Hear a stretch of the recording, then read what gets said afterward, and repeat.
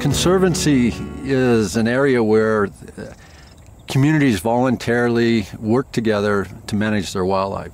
And what's unique about them is that they're embraced by legislation and by law. They're recognized by all of government once they're formed. It empowers the people that are actually living with the wildlife to become the stewards of the wildlife and the benefactors.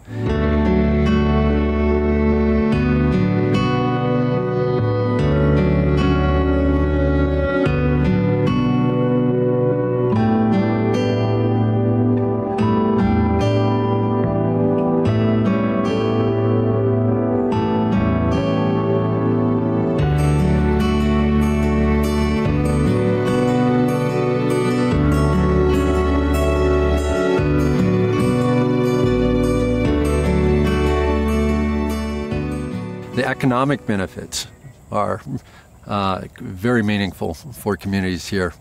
The fact that communities are getting income back in large sums of money from joint venture lodge agreements, the hunting contracts that are being used to not only generate benefits and cash back to the Conservancy, but the meat that's harvested goes back to the communities and is highly valued at the household level.